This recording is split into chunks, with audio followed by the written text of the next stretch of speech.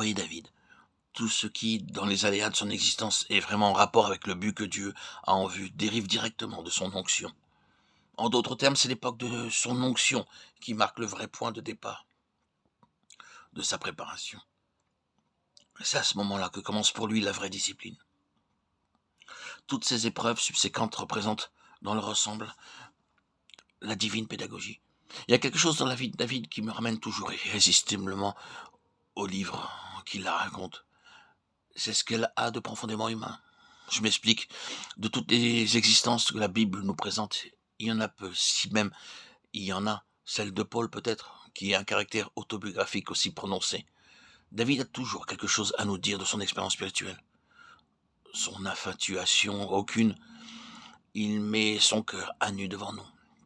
Et c'est merveilleux de pouvoir suivre ainsi tout ce qui se passe dans cet homme.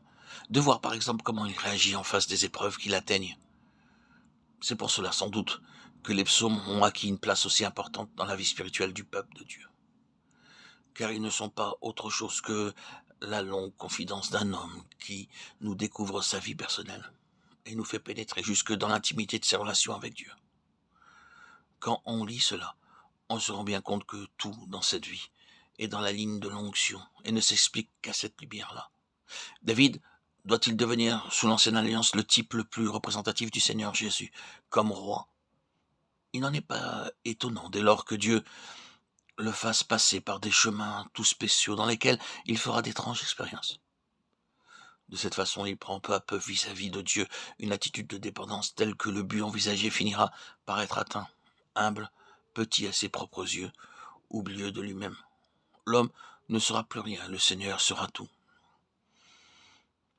Ah, si nous pouvions oublier la pendule et passer 1 heure ou 2 ensemble pour examiner de plus près la vie de David. Quel trésor n'est-il pas dans certains incidents de cette existence, quelle beauté dans certains traits quand on les considère à la lumière du plan de Dieu. Un loin de Dieu ne doit pas se faire justice lui-même, ni même insister pour vouloir faire la preuve de son bon droit. Voyez comme le Seigneur se charge de faire lui-même justice à celui qu'il a oint, quand l'homme renonce spontanément à toute tentative de se justifier. En plus d'une occasion, David fut à 2 doigts de prendre en main sa propre cause et de faire un éclat. Dieu l'en préserva à cause de l'onction. Vous vous souvenez de cette circonstance où David, un jour rejeté, poursuivi, traqué, cherchant de l'aide, en envoyait demander à quelqu'un qui avait en abondance de quoi le secourir. Il essuya un refus, plus qu'un refus, une insulte. Et il fut si sensible à cette provocation qu'il conçut, séance tenante, le dessein de se venger. Il part avec ses gens. Mais la femme de l'autre, apprenant la chose, vient au-devant de lui, parlemente, raisonne et le dissuade de mettre à exécution son projet de vengeance. Après quelques jours seulement, qu'arrive-t-il? Cet homme meurt, victime de ses propres excès. Et David remercie Dieu de l'avoir empêché, lui David, de faire le mal. Comme il est heureux d'avoir pu abandonner cette cause à Dieu et d'avoir été préservé de cet acte de vengeance qu'il avait été sur le point de commettre. Quelqu'un qui a reçu l'onction doit en effet se garder d'actes de ce genre.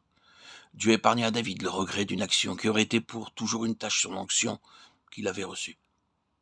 Le Seigneur intervient lui-même et prit l'affaire entre ses mains. Si vraiment nous sommes loin, Dieu s'occupera lui-même de ce qui nous concerne.